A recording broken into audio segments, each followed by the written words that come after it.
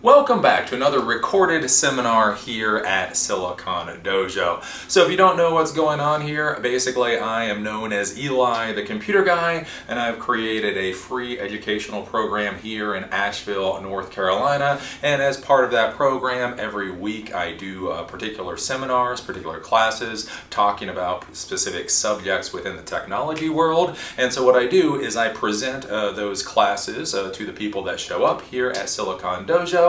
And I essentially take some notes, figure out what people understood, figure out what people didn't understand, and then the day after I record more or less the exact same seminar that I presented the night before. I've had a lot of viewers, they basically want me to actually record the seminars as I do them, but as I say, from what I found doing YouTube for about 12 years is that cameras are not in fact mirrors, they are doors. When you turn the camera on, not only does your image go into the camera, but something also comes out into your own environment. And so I don't want to bring that into the Silicon Dojo world when I have my actual members here. So basically these are simply the presentations that I've done, essentially rehashing the presentations and then talking about specific things, seeing where there was problems, where things went easy, the whole 9 yards. Think of this more or less as a director's cut of the seminar that I did last night. And so the seminar that I did last night was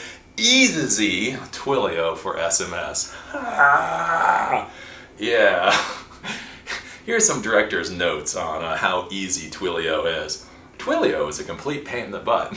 If you are planning to do classes based off of Twilio, just give yourself a hell of a lot of time. The documentation for Twilio, I don't want to say it's garbage, but it's pretty close. So basically, I've just had a lot of things that I had to do this week, and so, coming up with, technical presentations, one of the things that I have to think about is how much time and effort do I want to put into the presentation and being able to create demonstrations versus how much effort do I have to put into other things. So for this week, I have a lot of stuff going on, looking at finding a new facility, a number of other things. So I thought, you know what I'm gonna do? I'm just gonna do a class on SMS APIs, right? SMS is a great thing, essentially being able to send messages out to people's smartphones. Again, whether they're smartphones or whether they're old-fashioned flip phones, having your systems be able to communicate with SMS, that's a great thing. And the API should be pretty simple, because all it is SMS messaging. Holy crap. Oh my golly, Twilio's documentation is such garbage. Twilio's documentation, I crap you not, is so bad. I was sitting there trying to figure out how to make everything work. On their page, where they show the demonstration code, there is literally a red bar across that page saying this code is out of date for the modern SDK. And I'm like, what? I am on Twilio's support section for how to create Twilio apps. And even they say the documentation is out of date. So just something to know, if you're going to go and play with Twilio, once you have gotten Twilio working, it seems to be rock solid, it seems to work incredibly well, just realize, oh my golly, I have no idea who created all the documentation and everything, but that is just a complete pain in the butt. So that's one of those little director's notes if you're going to be dealing with Twilio.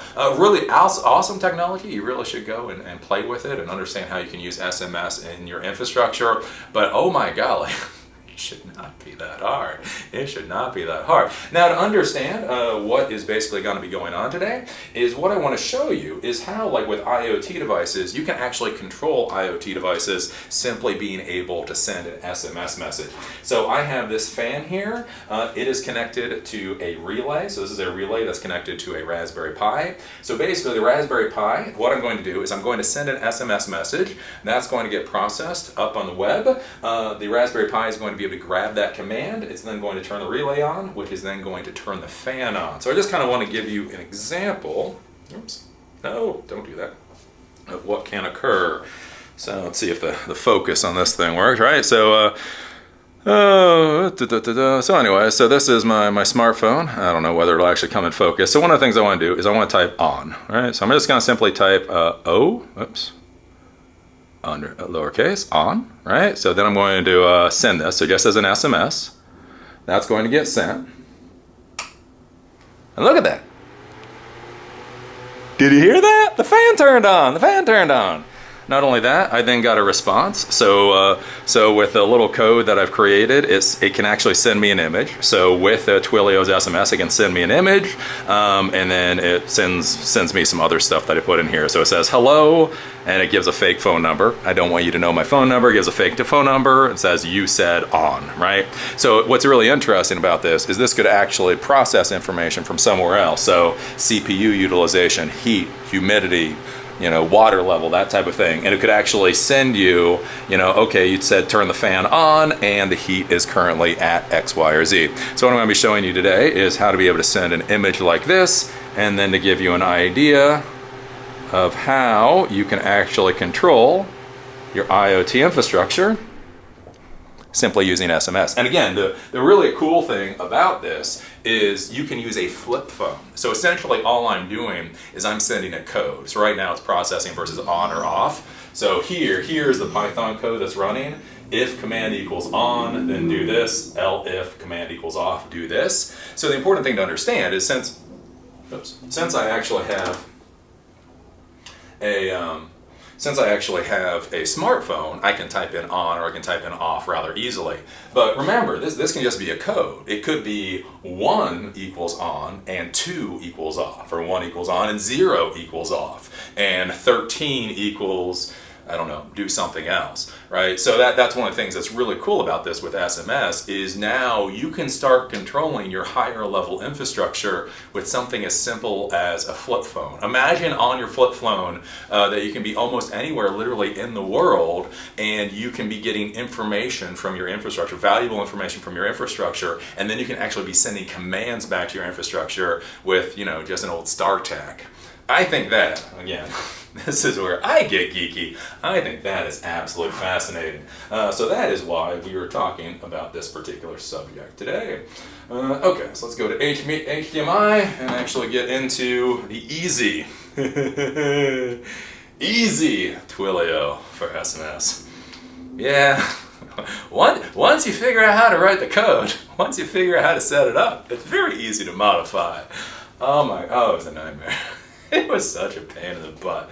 Not even lying.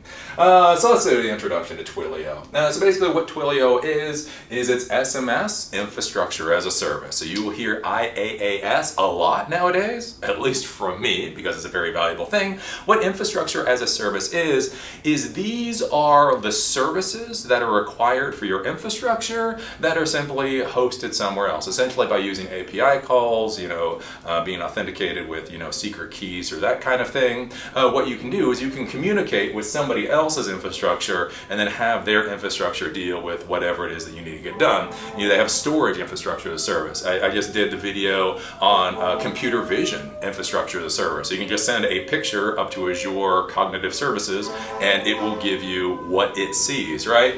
And so all we're dealing with Twilio, what we're dealing with Twilio, is simply SMS infrastructure as a service. We connect our code to Twilio, and then we're able to send and receive SMS messages, and then process and parse as we see fit. One of the valuable things with Twilio, so one of the things that got brought up in the class last night was there are other SMS infrastructure as a service offerings out there that might be less expensive, might be a little bit easier to use.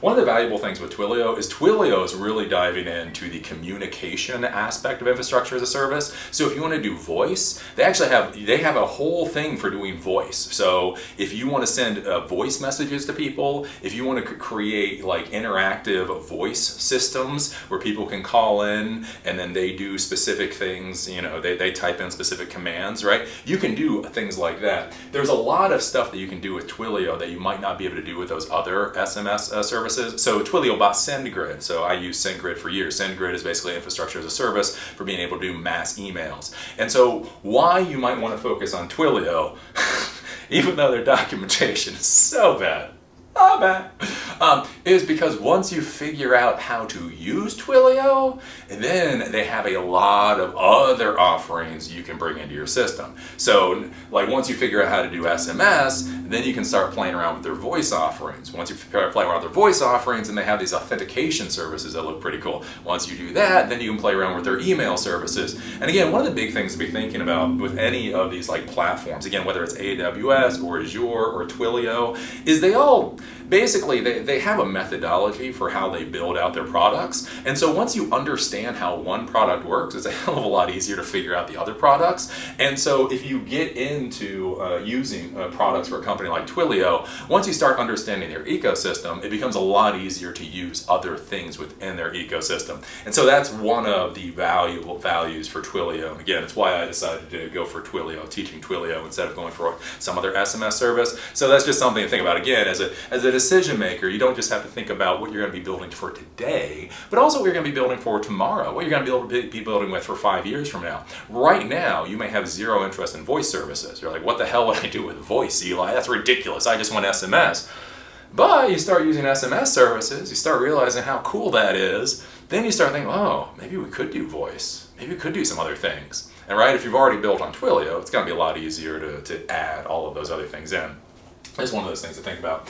One of the big things that I think about when I look at Twilio, when I think about SMS, is again, one of the big focuses here at Silicon Dojo is the concept of IoT, Internet of Things. I think this is the cool, sexy new area of IT.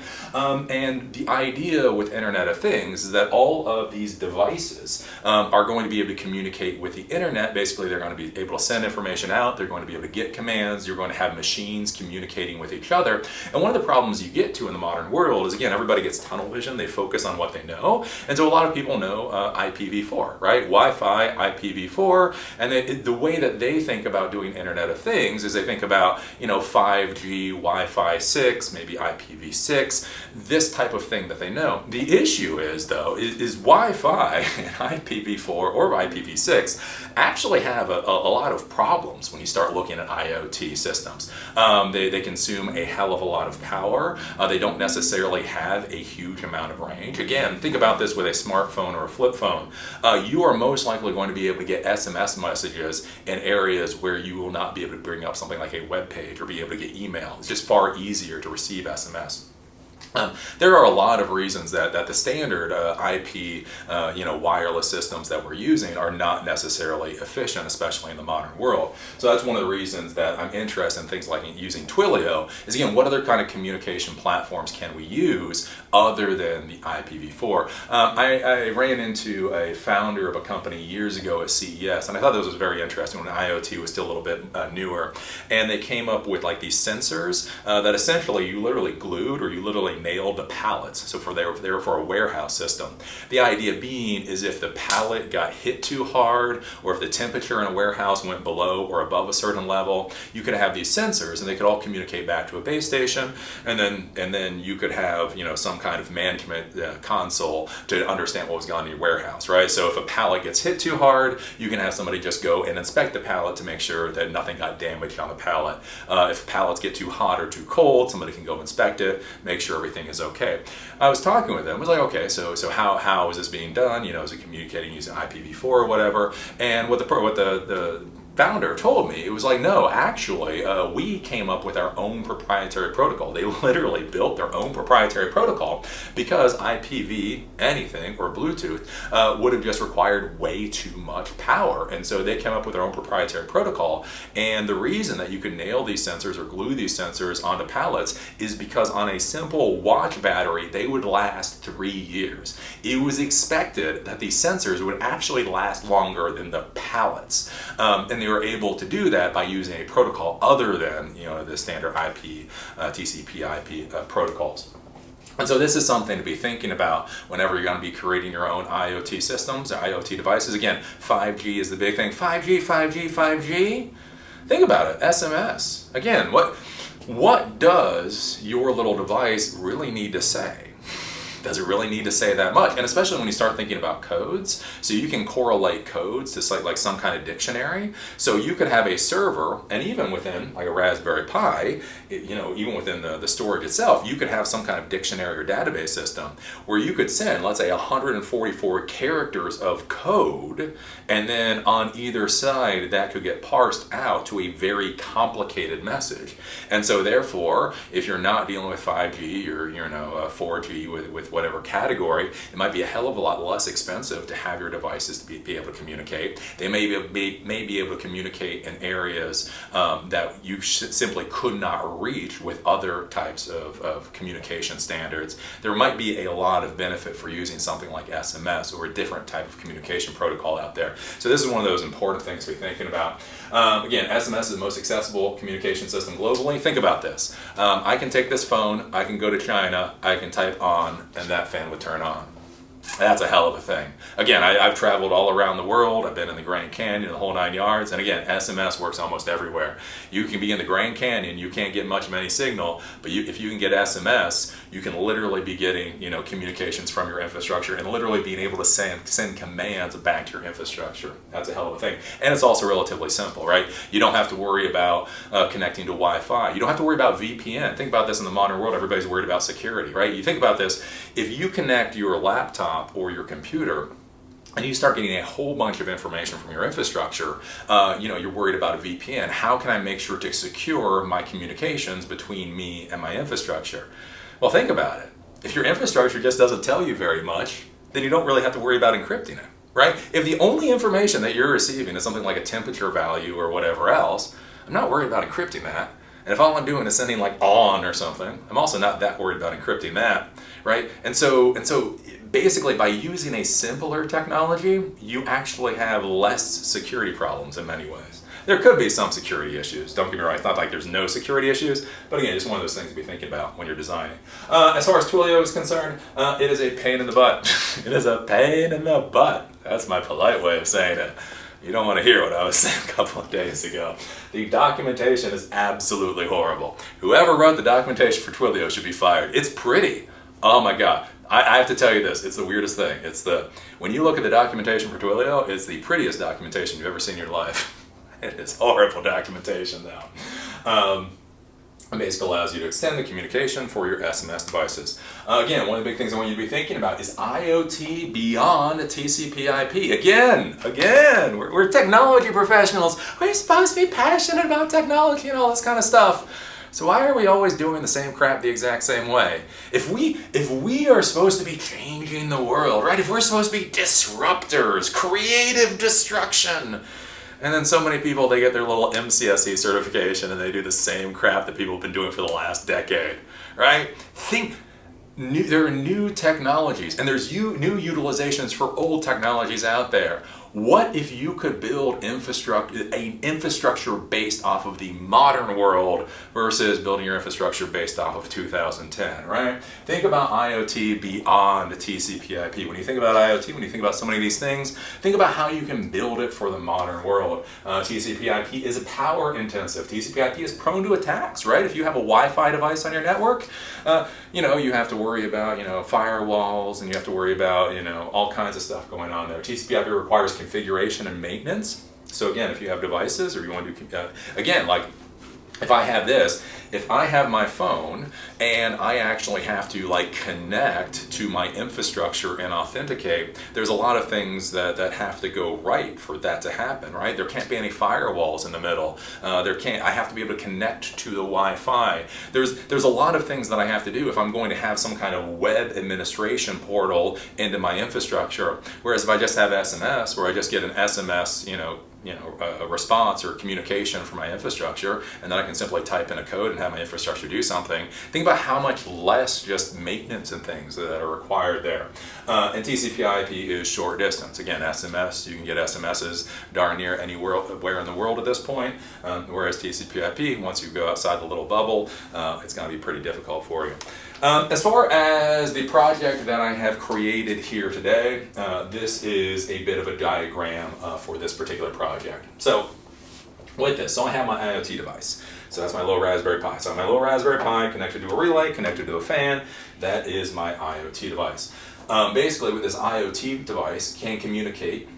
So this is actually connected on Wi-Fi. So this is connected on my local network. So it's able to communicate up to Twilio using their API, and then Twilio is able to send an SMS out to my phone or out to the person's phone out in the field. So all of this right here is just SMS communication. There's no IP addresses, there's no default gateways, there's no Wi-Fi, there's no 5G. This is just SMS. Again, an old StarTAC phone would actually be able to get the communication. So the communication goes to the person out in the field. The person out in the field can then type a little command into their little crappy StarTAC phone. That command will then go back to Twilio. Twilio uses something called webhooks. So webhooks is basically redirecting the response that comes in from that SMS to whatever server and script you have to parse the information. So basically, when I type in on or when I type in off, there's a script called SMS_parse that basically takes the information of what I've brought in and then saves that to a file. What happens then is the IoT device constantly is reading the file, and then based off of the command that's in the file, it either turns this fan on or it turns this fan off. So again, this is something to be thinking about with IoT communication, is how can you have different infrastructures. And again, we start talking about things like hybrid infrastructures, right? So this IoT device is on my local network. This Twilio, right? Twilio is an API. This server, the server that I have is actually on DigitalOcean. Right? So I have a Linux box, an Ubuntu Linux box on DigitalOcean that has the full LAMP stack on it, Linux, Apache, MySQL, PHP. It has a PHP script on there that's able to read the command that's being given to it from Twilio, and then my IoT device is constantly looking at what is on that DigitalOcean server.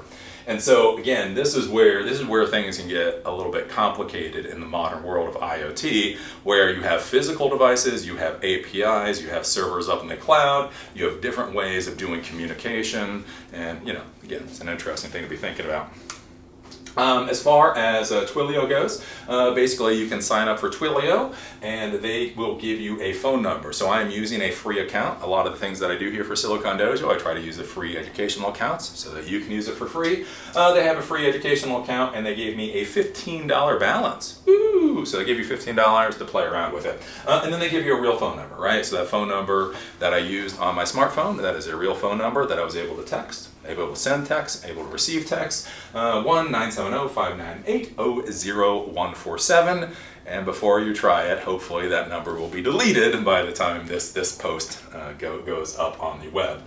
So anyways, but they give you a full-fledged phone number so that you can play around with Twilio, and it should work out well for you.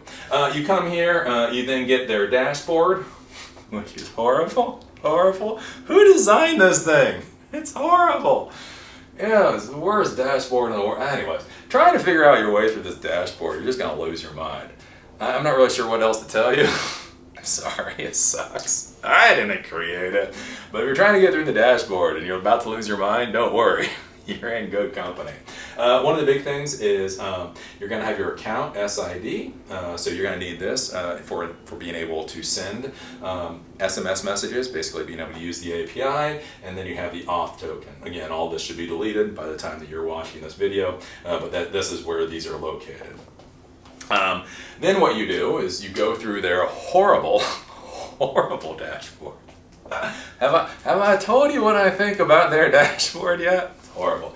Anyways, you go through all of their dashboard, and at some point you're going to get to integrations. And basically with the integrations, this is essentially what to do with messages that are coming in to Twilio, right? So if somebody sends a message, what's supposed to happen with that message? So what this is going to default to is drop the message. So you have these little radio buttons here. So drop the message, defer to sender's webhook, whatever that is, or send to a specific webhook. So what I've done is this right here, 69.55.59.204. That is my DigitalOcean Ubuntu server. On that, I have a script called SMS_parse.php, and so that is able to read from a post and then do something with that, right? And so here, you then can set this to either HTTP post or HTTP get. So basically how that information is going to be sent to your server. And so now, whenever anybody sends to the 1970 phone number, whatever they actually send there, that information will be sent to this SMS parse.php script at the 69.55.59.204 server, and then it will get parsed there. So this is the big thing. This is what redirects the communication in to go to your particular server. When you're looking at dealing with Twilio, they've got lots of languages. Again, in the modern world, when you start dealing with APIs, they're trying to create more and more, or they're trying to allow the APIs to be able to deal with more and more languages. So they have these server-side helper libraries. So the helper libraries are what you install on the server. So that DigitalOcean server, I installed the Twilio helper library on there. It has the functions and things that are required in order to deal with the Twilio. So you can use C#, you can use Java, Node.js, PHP, Python, Ruby, and Go. Just so you know what my biases are normally, basically most of the time when I'm dealing with APIs at this point, I use Python.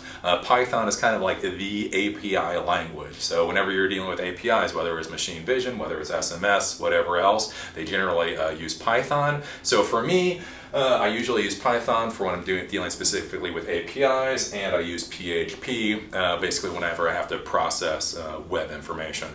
So for the project that I did today, I'm able to send out a message using Python, and that connects to Twilio's API and it just sends a message out. And then for the command script, actually sending a command on my phone for that to get parsed, I was using PHP today. Again, that's just how I do it. When I do dynamic web pages, PHP. When I do APIs, I do Python. What you decide to do is up to you. They also say that basically anything that supports REST APIs would be able to communicate with Twilio. So you can actually use pure curl. If you ever use curl, you probably use curl now and then. Curl was big for the Twitter API years ago. Anyways, you can actually just use curl in order to be able to send SMS messages, but you know. So if you don't use one of these languages, you might be able to use something else. One of the students last night was literally trying to figure out how to use Bash, like just Bash, in order to be able to send out Twilio, and we figured it out. And we kept saying why. It'd be a lot easier to use Python, but anyways, people want to do what they want to do. As far as the basic setup that I have for DigitalOcean, and again, this is. Oh, it gets weird. Again, when you try to install this and try to get Twilio running, it's a pain in the butt. So I have a basic Ubuntu Droplet on DigitalOcean for what I'm showing you today. After you do that, you do apt update, you do apt upgrade, so that updates everything just so Ubuntu is up to date. And then you have to install sudo apt-install python 3-pip. If you just do sudo apt-install pip, that's not gonna work. So pip is the Python installer package. And basically it allows you to install the modules onto Python, so you can, like here, you're gonna install Twilio into pip.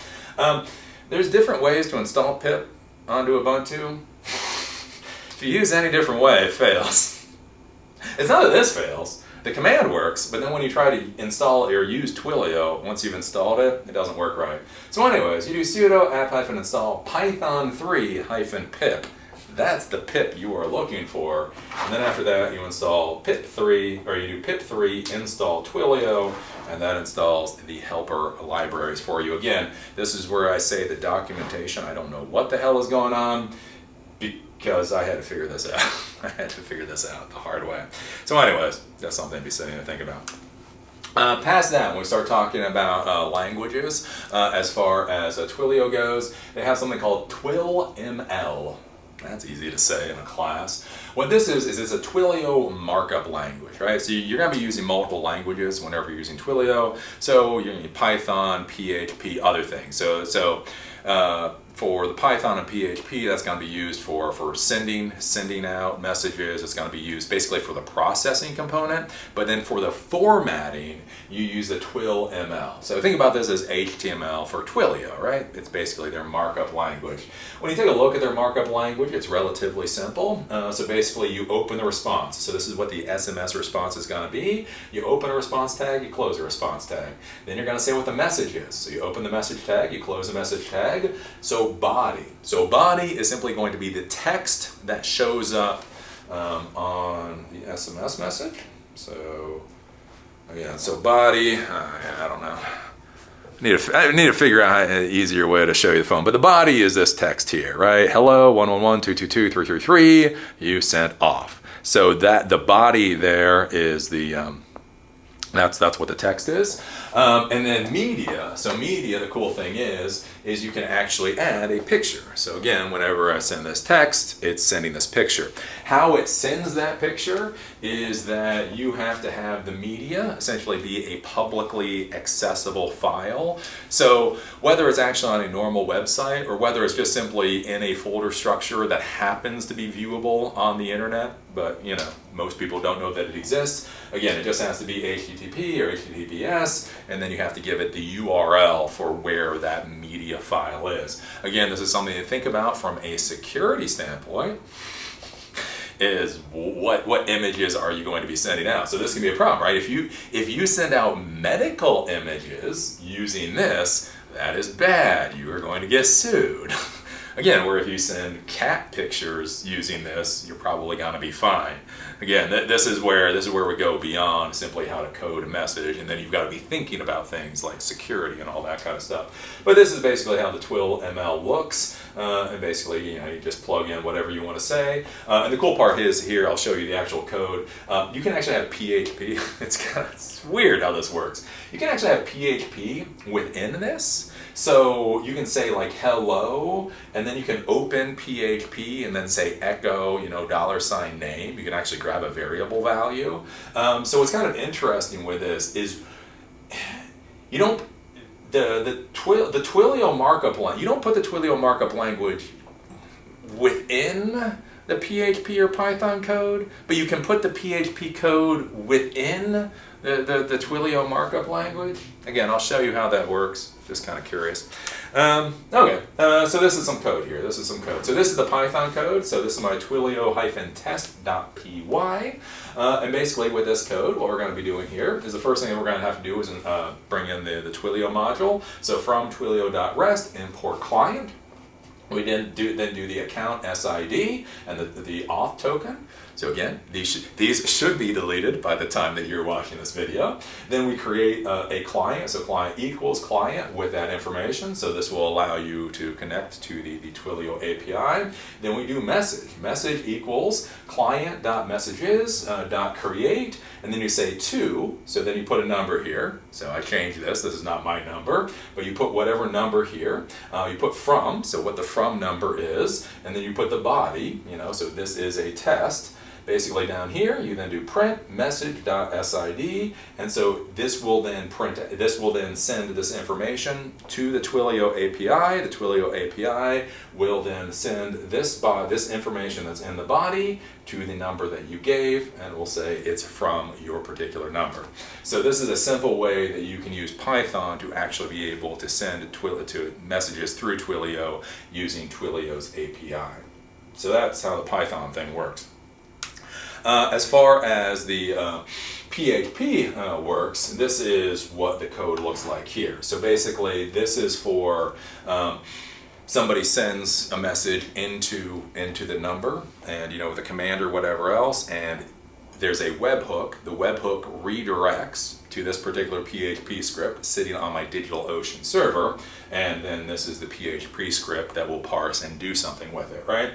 So with this, this is the SMS _parse.php. So we open up the PHP tag, and then what we can do here is $number equals post from.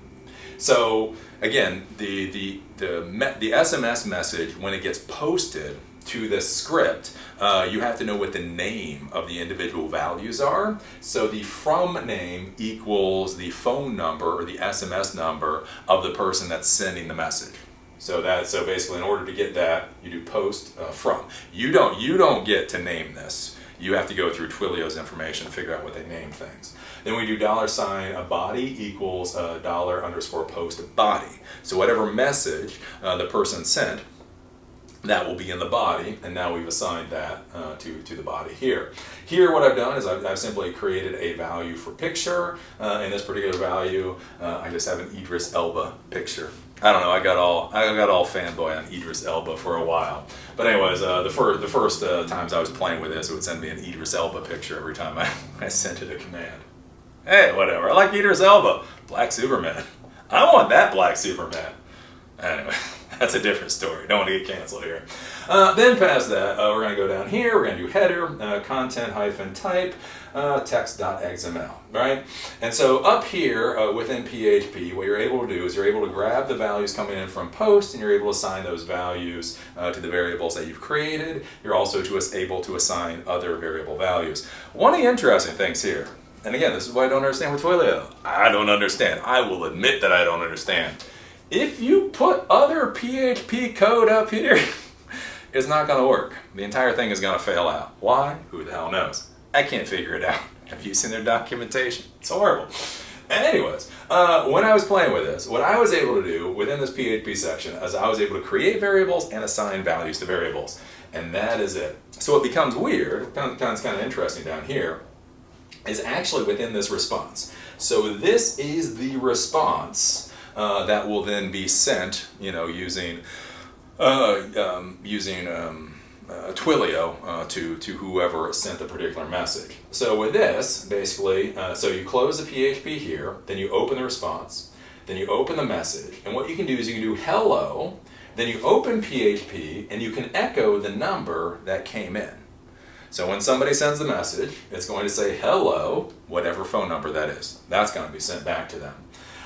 You said, and it'll echo, again, the body, the value, whatever that is. So that'll get sent back to them.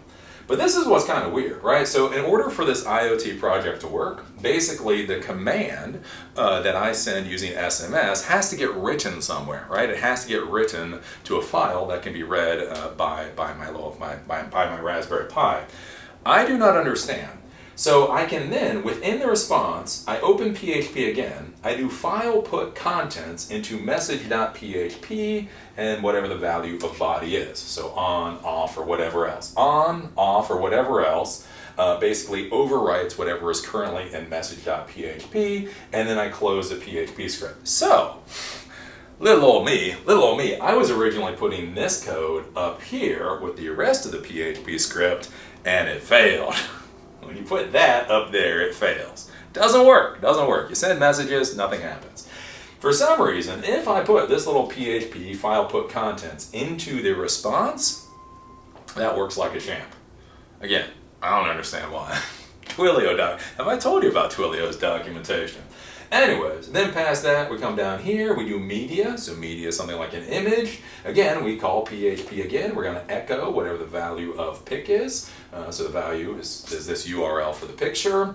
Then we're going to close media, then we're going to close message, then we're going to close response. And basically, that is what's going to then give us, this that comes back. Again, I know it's not auto-focusing properly, but hello, 111-222-3333, you set off, and then we have a picture right there. That's not Idris Elba, because I modified it a little bit.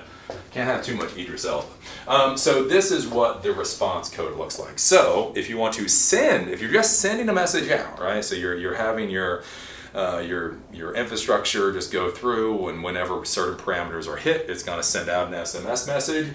I use Python here, and so the Python is going to look like this, right? To, from, whatever the body is, and then it's going to print out the message. If you're going to receive, so basically somebody is sending you information through SMS, Twilio is going to redirect that communication basically to whatever script you have to parse that communication. Then it's going to look something like this. So for here, I'm using PHP. That's my particular bias. Then we can just go over to the Python script. So the Python script that's on the Raspberry Pi is just relatively simple. All this is first thing we're going to do is import requests as rec. From GPIO 0, import LED. From time, import sleep. I'm then going to set the relay to equal port 17 on the Raspberry Pi. So that allows me to trigger the relay to turn on or off.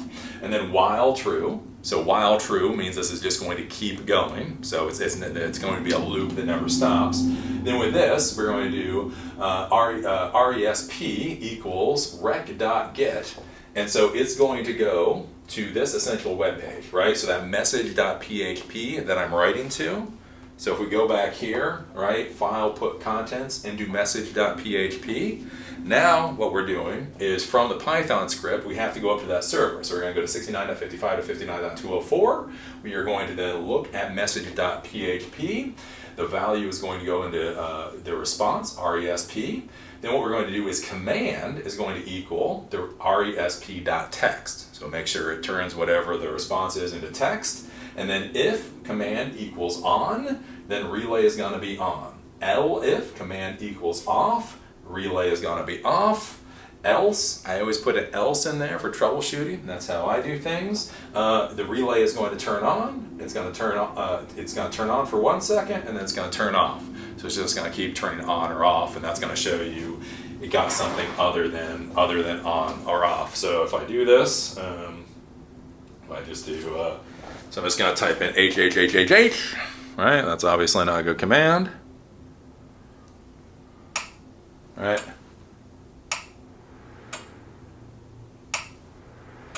So see, that's the HHH command, and then you hear it just turning on and off, on and off, on and off, because it doesn't know what to do with it. So then what I'm going to do here is I'm simply going to do off, and there we go. Now it's off. So that's the basic code for how that works. Let's see here. Past this, one of the interesting things that oops. Did you see that? I'm going to. Oh, anyways, I guess I will have to edit this in the video feed. Remember to edit this. Anyways, if you take a look at this, this gives you your dashboard. With the dashboard, it gives you something that you should not be able to see. There should be a black box around my hand right now as I show you this. Anyways, it's able to show you from, so basically where SMS messages are coming from, so you can see what phone numbers are sending messages to your system, and then two, where are you sending your SMS messages out to, which again, you will be able to see. It should be a black box right now. I hope I remember to make this a black box. So this kind of gives you just a log file to see what's happening, reply, incoming reply, it gives you the time code, it gives you the status. It also gives you failures, right? So this was a big thing since I had to go through and troubleshoot to make this crap work. It'll give you the errors and warnings, and hopefully with those errors and warnings you can go through and figure out why your code is failing. So that's a useful thing. One of the problems that you can run into from a management standpoint, from a user standpoint, is do remember Twilio is a public company. They want to abide by the law. There's a lot of rules and regulations about how services like this can be used, and they don't want to get fined out of existence. So they have built-in opt-out management, which again makes a lot of sense. Makes a lot of sense, right? So whether or not you code it, right, you do not have to code the opt-out management into your code in order to allow people to opt out of getting messages from your system, right? So simply by doing the keywords cancel, end, quit, unsubscribe, stop, or stop all, that will opt your user, who's ever getting the SMS messages, out from getting any more SMS messages, because Twilio does not want to get sued for violating people's communications or whatever. Here's the problem. Have you ever dealt with employees? Again, it's one of those things, like whenever somebody has a problem, there's the way that you would think they would solve the problem, and then the way that they actually do solve the problem. So let's imagine for a second that you're going to be an IT director, and you want to make sure that your sysadmins are on top of whenever there's a problem with your infrastructure.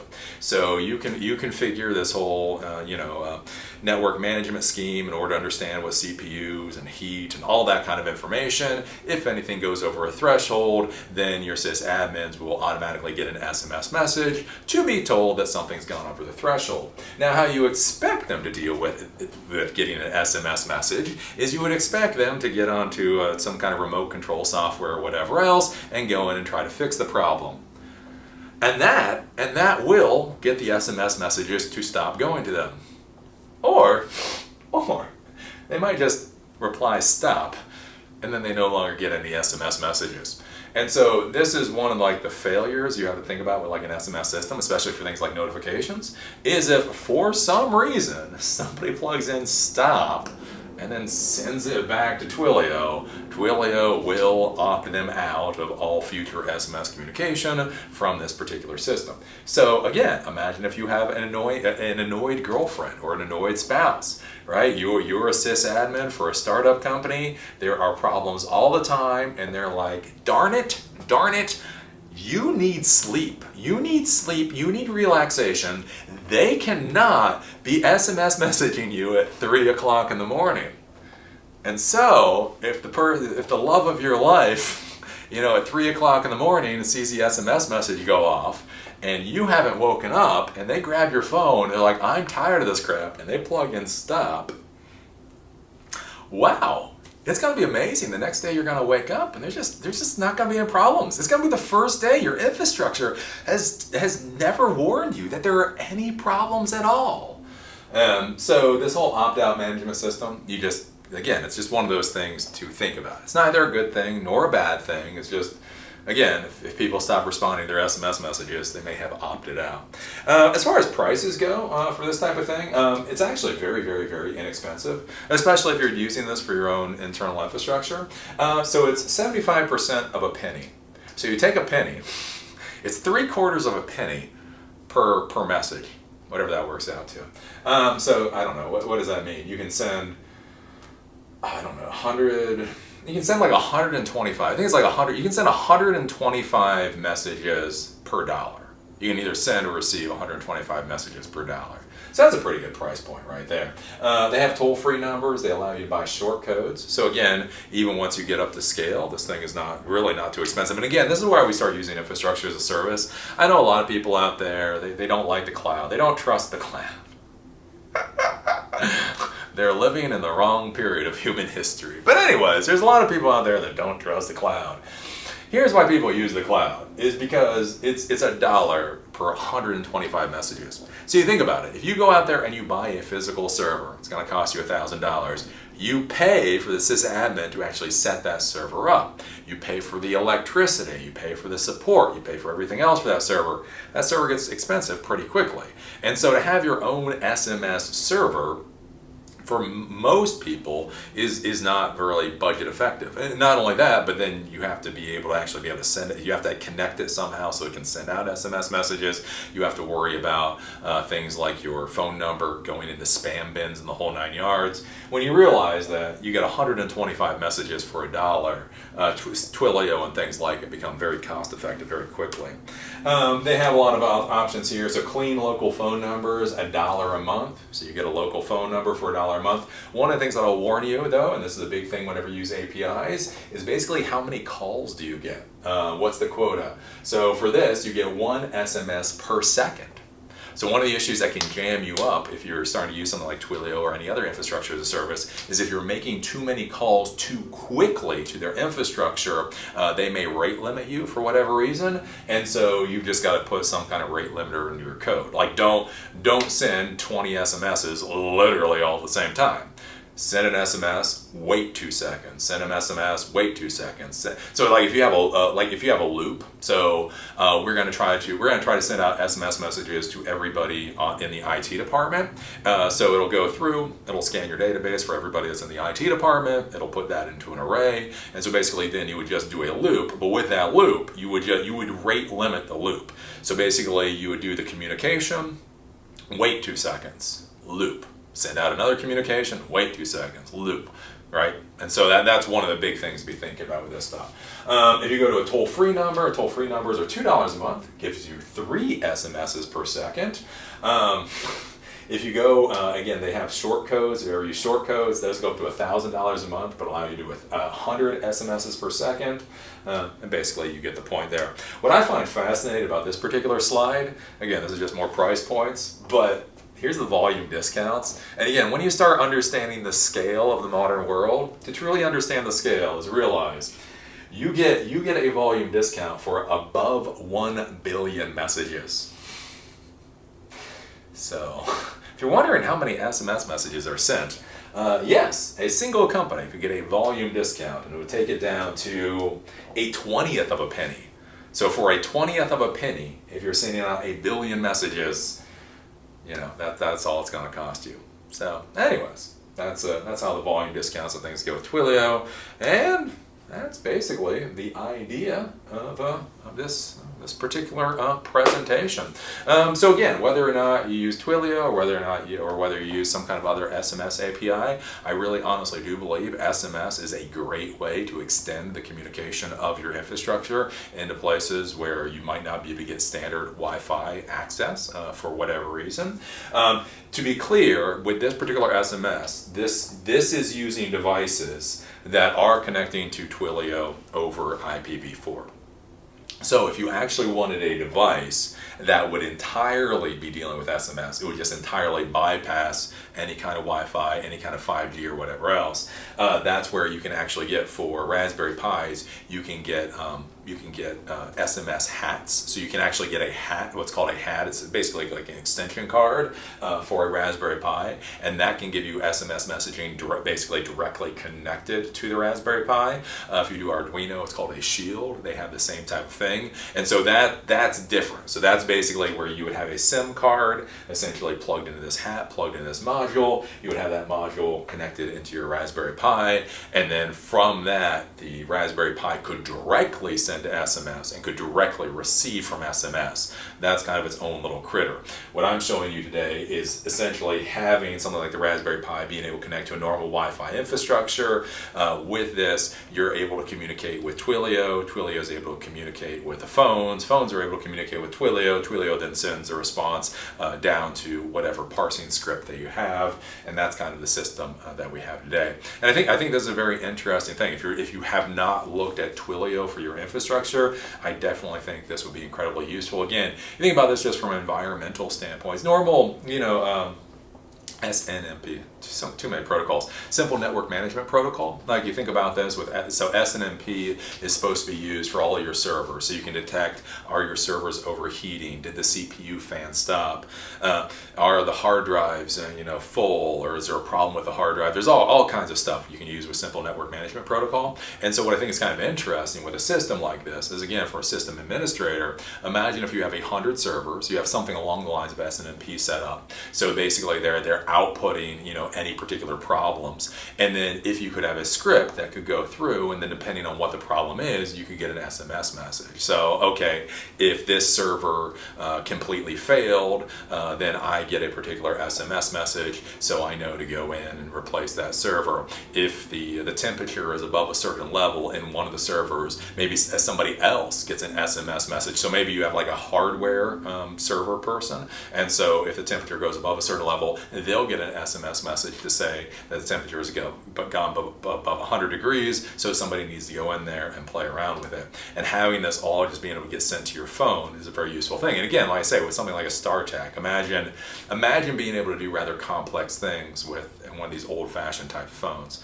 I think it opens a hell of a lot of possibilities.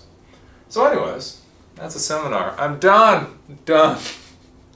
I forget about Twilio for a little while. Oh, it's brutal. It's brutal. So. Mommy, why did I decide to be a technology professional? Twilio. Oh, Twilio's cool.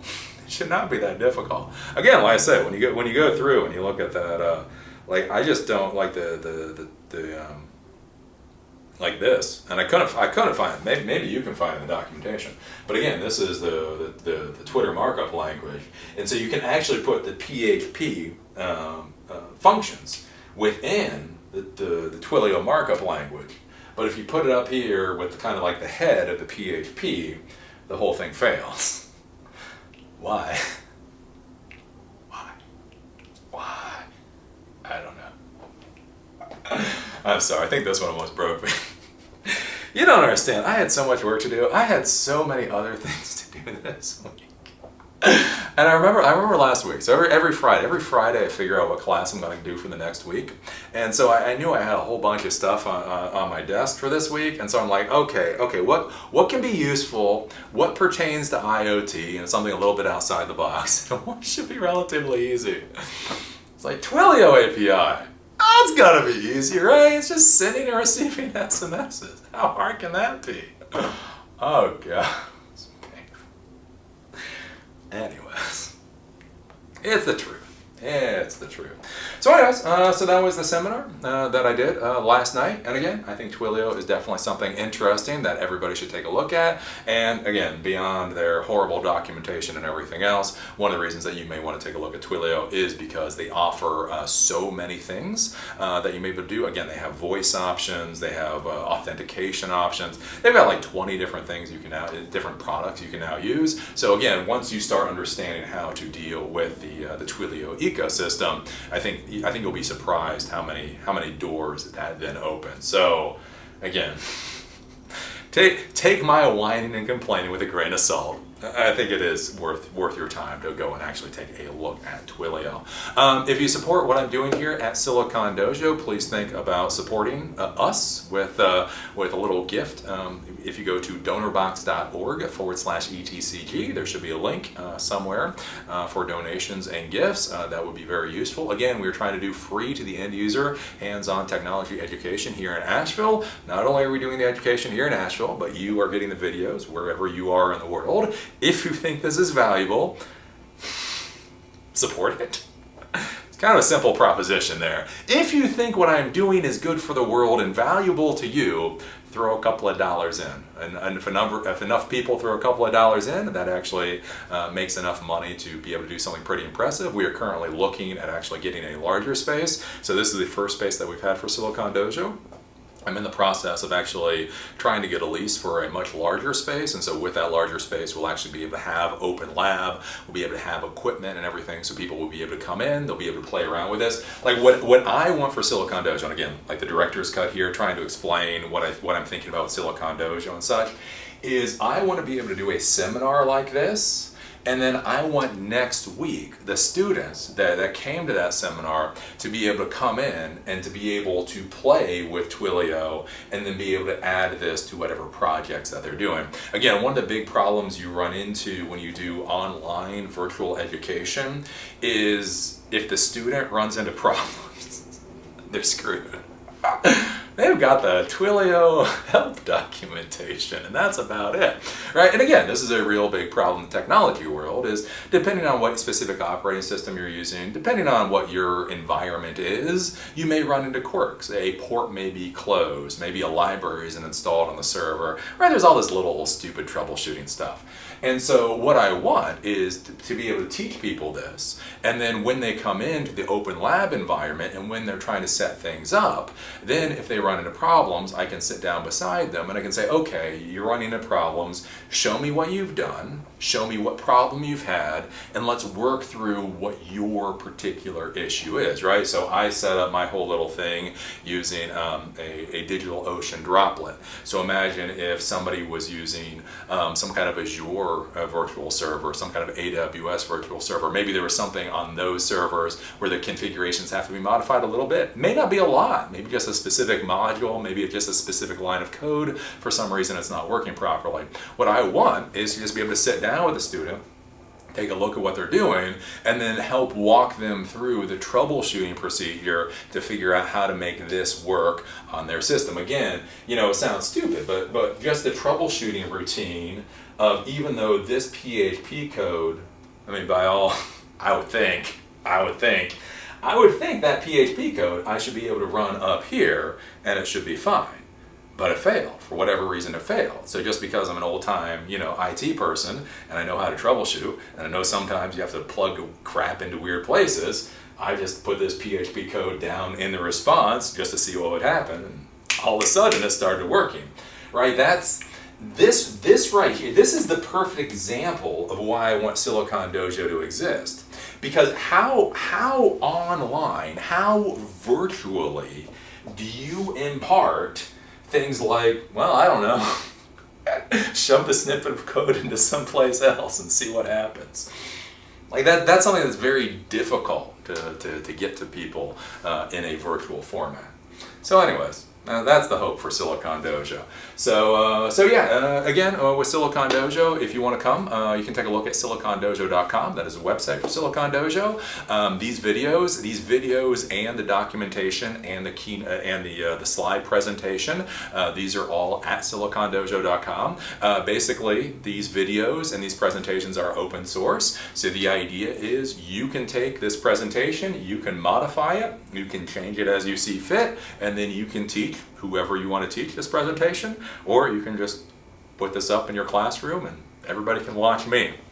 That's completely fine as far as I'm concerned. Again, one of the big things with Silicon Dojo is I want this to be a replicatable experience. One of the things that would make me most excited is if somebody in Mozambique or in Ireland or in Thailand created their own Silicon Dojo and they used, you know, not just the actual classes that I've created, but again, simply the kind of methodology. Again, they can take the presentation, modify it as they see fit in order to teach their people whatever they think is most relevant. So that's a lot of the stuff that I'm thinking about with Silicon Dojo. So hopefully we'll be in a bigger space soon, and we'll actually be able to open up for the open lab. And again, if this is valuable to you at all, think about throwing a couple of dollars into the DonorBox account. I was saying, everybody has to pay the rent. Paying the rent is a hell of a motivator.